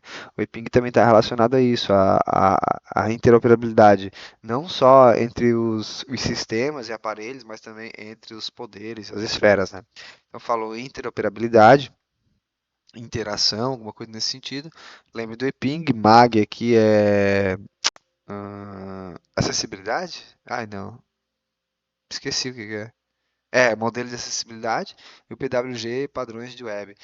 Tem algumas coisas aqui que a gente talvez não vá ver aqui nesse decreto, mas que está lá no assunto do governo eletrônico, que é entender as fases, né? O que que faz ser, por exemplo, assim, até esqueci o nome que fala, mas quando... Primeiro a gente tem que saber as fases históricas ali, né? Como é que houve essa evolução do governo eletrônico e também você às vezes classificar determinado governo, ele tem só um site ou só presta serviço a nível assim, nível assado, então ele tem ali as classificações. Agora eu não lembro, de repente a gente faz uma outra aula mais voltada para o governo eletrônico lá do eixo específico, tá? Vamos continuar aqui na aula então. Bom, todas as leis que a gente viu aqui, se não todas, a maioria delas, né, esses decretos, leis, eles têm esses conceitos, né, que é super importante a gente saber, porque fica muito fácil fazer questão com isso aqui, né? Então, assim, o que que é autosserviço? Autosserviço é você mesmo se atender, né? prestado por meio digital, sem necessidade de mediação humana, né? Então, acesso pelo cidadão ao serviço público prestado por meio digital, sem mediação humana. O que é a Base Nacional de Serviço Público? Base de dados contém todas as informações necessárias sobre a oferta de serviço público e todos os prestadores desse serviço. O que são os dados abertos? Aqui é interessante, né? Olha só, dados abertos são dados acessíveis. E dado acessível ao público não são os dados acessíveis. Assim, ó, eu digo, não pelo próprio significado da palavra, mas eu digo pelo que está escrito aqui, pode confundir muito, porque se coloca lá dados acessíveis ao público, representado tananã, sob licença, é o conceito de, aí bota lá, dado acessível ao público. Pô, tem tudo para o cara jogar esse aqui, porque tem acessível aqui, tem acessível ali. Mas então a gente já tem que tomar cuidado com isso. Dados abertos, né? Dados abertos são os dados acessíveis e tal. Mas qual é a grande parada aqui? É assim, ó, sob licença aberta, que permite livre utilização, consumo ou tratamento por qualquer pessoa. Tá? Já o dado acessível ao público é qualquer dado gerado, acumulado, tá, não, que não esteja sob sigilo ou restrição. Então, um dado aberto, ele é livre utilização, consumo, tratamento, qualquer pessoa, licença aberta, está muito ligado a essa licença aberta. Vai estar escrito ali que é um dado acessível ao público, porque é um dado acessível ao público, ele não está sob restrição e ele é mais que isso, né?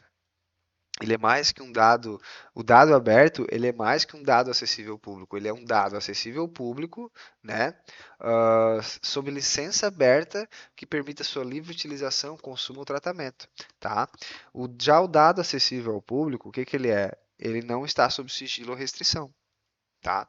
E se ele for um dado não, que não está sob sigilo, sob restrição, e que ele usa uma licença aberta, que permite a livre utilização, consumo ou tratamento por qualquer pessoa, aí ele é um dado aberto.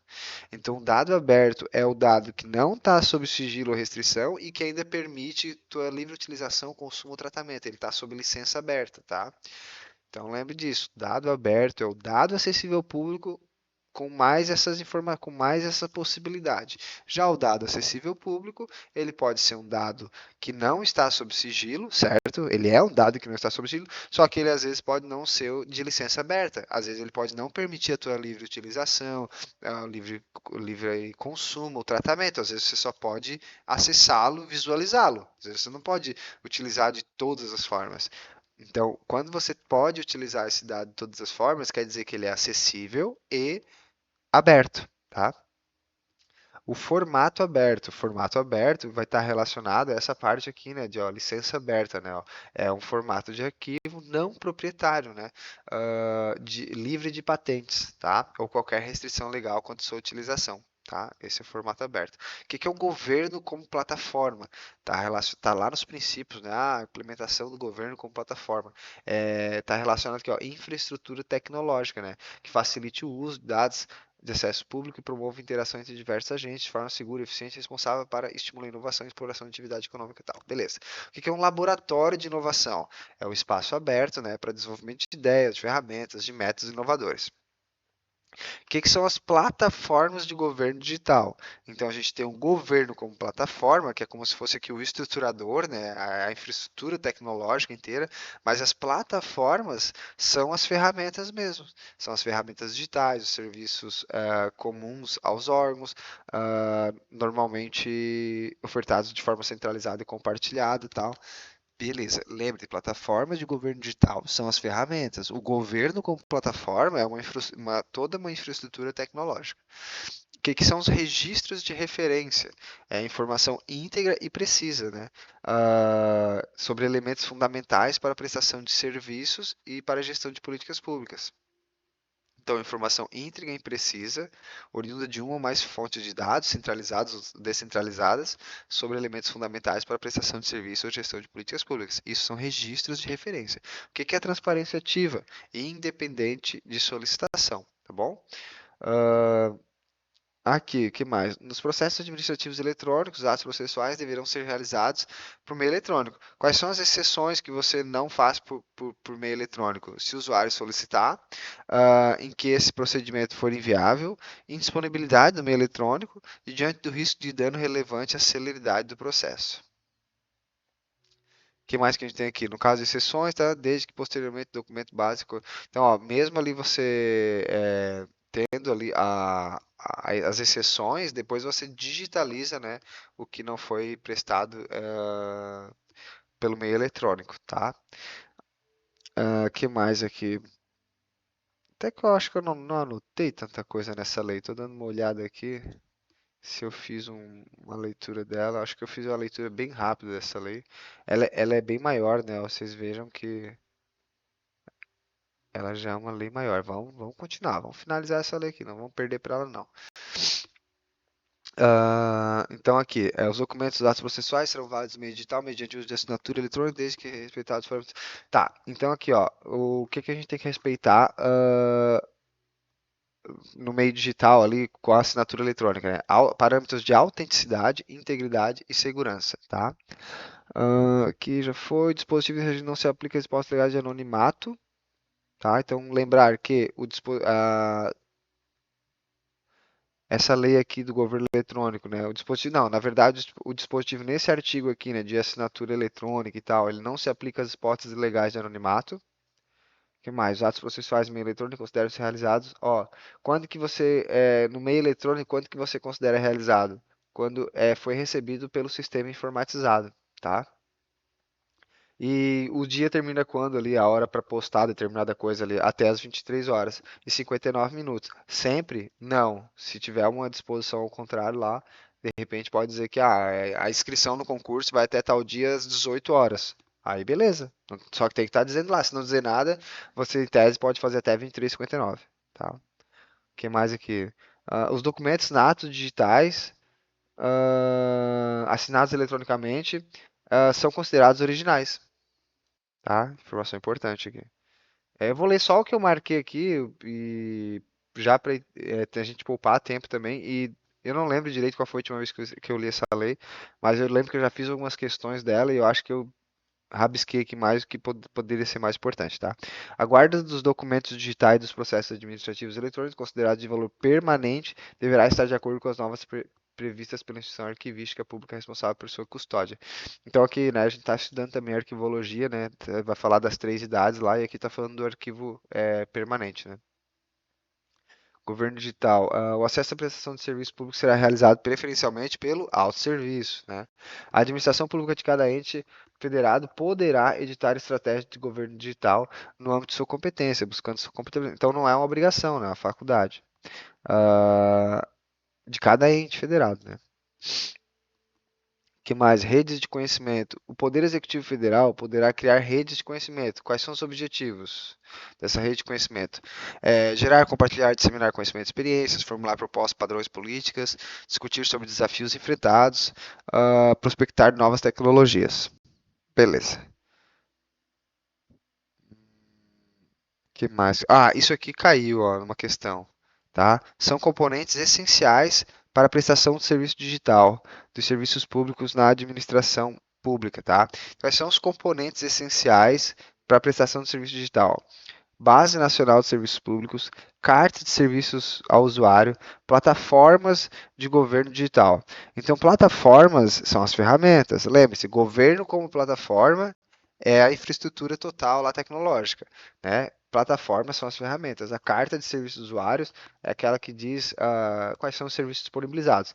E Base Nacional de Serviços Públicos, eu não lembro o que é. Mas o importante agora é a gente saber que esses três componentes, né, são os componentes essenciais para a prestação de serviço digital.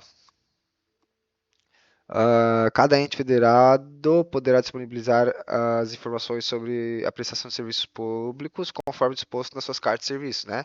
Na Base Nacional de Serviços Públicos, em formato aberto, interoperável e em padrão comum a todos os entes. Tá? As plataformas de governo digital, que são as ferramentas, né? Instrumentos necessários para oferta e tal, deverão ter pelo menos as seguintes funcionalidades. Então, aqui, ó, solicitação de atendimento, acompanhamento da entrega e monitoramento do desempenho. A ferramenta digital de atendimento e de acompanhamento, deve ter no mínimo as seguintes características e funcionalidades: identificar o serviço, as principais etapas, solicitação digital, agendamento digital quando couber, acompanhamento das solicitações, avaliação continuada da satisfação dos usuários, identificação do perfil do usuário quando necessário, notificações, né, para o usuário, possibilidade de pagamento digital e nível de segurança compatível, tal. Ainda mais aqui, ó, funcionalidade para solicitar acesso a informações acerca de tratamento de dados pessoais, implementação de sistemas de ouvidoria. Veja que as ferramentas, né, a ferramenta digital, que faz parte aqui das plataformas de governo, ela tem que ter, no mínimo, essas características, esses serviços aqui disponíveis, né, de acompanhamento, sistema de ouvidoria, você poder obter informações acerca do tratamento de dados pessoais, tá? O painel de monitoramento de desempenho de serviços públicos deverá conter no mínimo, né, ó, quantidade de solicitações em andamento e concluídas anualmente, tempo médio de atendimento e grau de satisfação de usuários. Então aqui é para você ver como que está o desempenho de determinado órgão, ali, determinado serviço, né, com relação aqui, a quantidade de solicitações em andamento concluídas, né, para ver como é que está sendo atendido esse serviço, o grau de satisfação do usuário, né, para você ter uma noção de como que está o desempenho mesmo do serviço prestado por determinado órgão. Então aqui no mínimo a gente tem a quantidade de solicitações e as concluídas anualmente, o tempo médio de atendimento e como é que está a satisfação, as estrelinhas, né, as famosas estrelinhas lá, né? Deixa eu só tomar mais um golinho de água aqui. Deverá ser assegurada interoperabilidade e padronização mínima do painel que se refere esse painel de acompanhamento, tá? Para quê? Olha que interessante, para a gente permitir a comparação, né? Você pode então comparar um serviço com outro, tendo em vista que existe essa padronização mínima, né, entre um serviço e outro, né? Que ó, poderá o Executivo Federal estabelecer padrões nacionais, né, e disponibilizar soluções para outros entes. Que mais que a gente tem aqui? Prestação digital de serviços públicos. Prestação digital deverá, deixa eu ver aqui, os órgãos e entidades responsáveis pela prestação deverão, no âmbito de suas competências, manter atualizadas as cartas, né, a Base Nacional de Serviços Públicos e as plataformas, as informações institucionais e as comunicações, monitorar e implementar ações de melhoria, integrar os serviços públicos às ferramentas de notificação, assinatura eletrônica e pagamento digital, eliminar as exigências desnecessárias, eliminar replicação de registro de dados, exceto razões de desempenho e segurança, uh, tomar os dados ali interoperáveis. É, aqui, ó, dados e evidências, né? Ó, realizar gestão de suas políticas com base em dados e evidências. Uh, testes e pesquisas com usuários para subsidiar ofertas de serviços simples, intuitivos e acessíveis. Então, fazer pesquisa com usuários para ver qual é a melhor forma de prestar o serviço, o que, é que eles estão precisando, qual é a dificuldade e tal. A plataforma de governo digital devem dispor de ferramentas de transparência, do controle de tratamento digital, tal, tal, tal. Deixa eu ver aqui. Ó, o que que essas ferramentas devem fazer? Devem disponibilizar as fontes dos dados pessoais, finalidade específica do seu tratamento, ah, incluído histórico de acesso ou uso compartilhado. Permitir que o cidadão efetue requisições ao órgão ou entidade controladora de seus dados, especialmente aquelas previstas. Então, aqui, mais algumas condições aqui para o uso dessas ferramentas das plataformas de governo digital.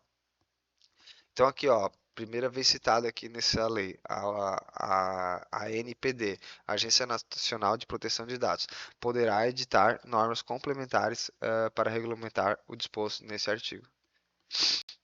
Uh, deixa eu ver aqui. Presume-se a autenticidade, desde que envio, ó, se tiver assinado eletronicamente, presume-se a autenticidade. São garantidos os seguintes direitos para os usuários, né? A gratuidade no acesso, né? Atendimento nos termos da respectiva carta e padronização de procedimentos. Não, tem mais ainda, ó, recebimento de protocolo, físico ou digital, indicação de canal preferencial de comunicação com o prestador público. Beleza. Número suficiente para identificação. Fica estabelecido o número de inscrição o CPF, né, como número suficiente para identificação. Interessantíssimo isso aqui, pessoal. O CPF basta. Esse é o lance, tá? CPF basta. O número do CPF deverá constar, tal, tal, tal. Ah,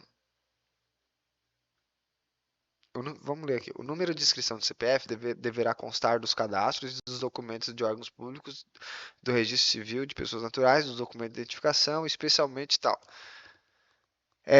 Principalmente, então assim, pessoal, o CPF deve constar principalmente na certidão de nascimento, na certidão de casamento, ah, de óbito, né, no documento nacional de identificação, número de identificação do trabalhador, aqui no PIS, no PASEP, no cartão nacional de saúde, título de eleitor, a carteira de trabalho, carteira de habilitação, certificado militar, carteira profissional expedida pelos conselhos de fiscalização profissional, passaporte, carteira de identidade, outro certificado de registros e número de inscrição existente em base de dados. Beleza. Ah, aqui, o que que fala aqui mais um pouco? Os dados disponibilizados. Tá, aqui, ó. Na promoção da transparência ativa de dados, o poder público observará os seguintes requisitos: observância da publicidade das bases de dados não pessoais, como precita geral, e sigilo como exceção, né? Isso aqui é sempre falado. Garantia do acesso irrestrito aos dados, os quais devem ser legíveis por máquinas e estar disponíveis em formato aberto. Então a gente está falando aqui da transparência ativa de dados, né?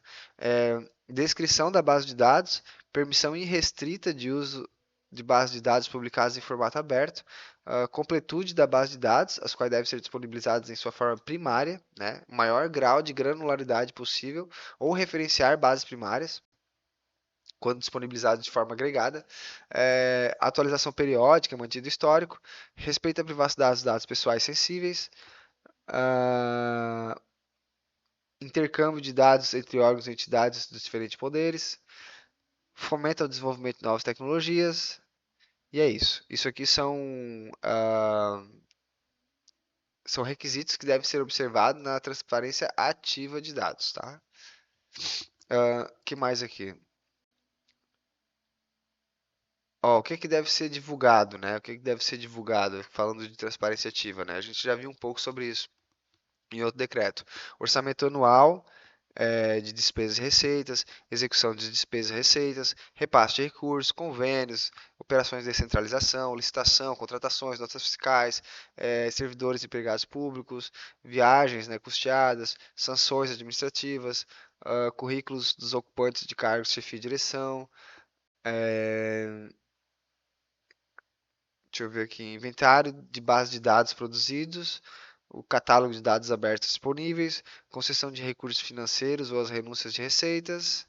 Então, tudo isso aqui deve ser divulgado na internet pelos órgãos e pelas entidades. Qualquer interessado poderá apresentar pedido de abertura da base de dados da administração pública, que deverá conter os dados de contato do requerente e a especificação da base de dados requerida. O requerente poderá solicitar a preservação de sua identidade, quando entender que sua identificação prejudicará o princípio da impessoalidade, caso em que o canal responsável deverá resguardar os dados sem repassá-los ao setor, ao órgão ou à entidade responsável pela resposta. Para a abertura da base de dados de interesse público, não podem as informações para identificação do requerente não podem conter exigências que inviabilizem o exercício de seu direito. São vedadas quaisquer exigências relativas aos motivos determinantes da solicitação. O pedido de abertura da base de dados públicos, bem como as respectivas respostas, deverão compor base de dados aberta de livre consulta. Considera automaticamente passível de abertura as bases de dados que não contenham informações protegidas por lei. A existência de inconsistência na base de dados não poderá obstar ao atendimento da solicitação da abertura. É direito do requerente obter o inteiro teor da decisão negativa da abertura de base de dados. Eventual decisão negativa à solicitação de abertura da base de dados ou decisão da prorrogação de prazo deverá ser acompanhada da devida análise técnica que conclua pela inviabilidade orçamentária da solicitação. No caso de indeferimento de abertura da base de dados, poderá o interessado interpor recurso contra a decisão no prazo de 10 dias, cotada a ciência. O recurso será dirigido à autoridade hierarquicamente superior à que exarou a decisão impugnada, que deverá manifestar-se no prazo de 5 dias. Os órgãos gestores de dados poderão disponibilizar em transparência ativa dados de pessoas físicas e jurídicas para fins de pesquisa acadêmica e do monitoramento e de avaliação de políticas públicas, desde que anonimizados. Antes de sua disponibilização, desde que anonimizados, antes de sua disponibilização, os dados protegidos por sigilo ou com restrição de acesso prevista.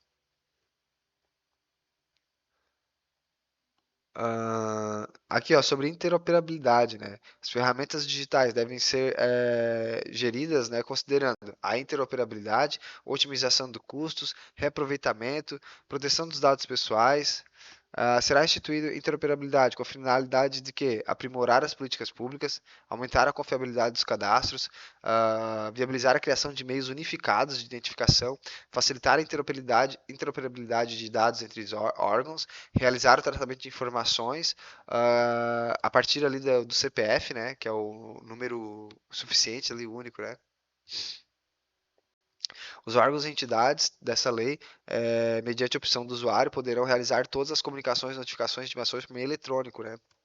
O administrado poderá, a qualquer momento, independentemente de fundamentação, optar pelo fim das comunicações, das notificações, das intimações por meio eletrônico. O ente público poderá realizar as comunicações, notificações e instruções por meio de ferramenta mantida por outro ente público. Que mais? Aqui, ó, as ferramentas usadas, né? Porque diz aqui esse artigo 42 de comunicar ali, mandar mensagem para o usuário, elas conservarão os dados, né, de envio e recebimento por pelo menos 5 anos, tá? É legal saber esse prazo aqui, né? O prazo de conservação ali. Serão passíveis de auditoria e tal, entre outros critérios aqui. Mas esses 5 anos aqui, o prazo de guarda, né? É bom saber. Os entes públicos poderão instituir laboratórios de inovação, né? A gente viu lá quais são as diretrizes interinstitucional, uh, relação com a sociedade, promoção e experimentação, tecnologias abertas e livres, né? Foco na sociedade cidadã, fomenta a participação, transparência, incentiva a inovação, empreendedorismo, apoio políticas públicas orientadas por dados e com base em evidências, estimula a participação de servidores, estagiários, colaboradores, difusão do conhecimento. Os mecanismos, as instâncias práticas de governança referidos no capítulo artigo incluirão no mínimo, né? Então, os mecanismos, as instâncias práticas, o que, que tem que ter lá? A gente acho que já viu um pouco disso, né? Não sei se estava bem assim na outra lei, mas falava, né? Acompanhar o resultado, melhoria do desempenho das organizações, promoção do processo decisório.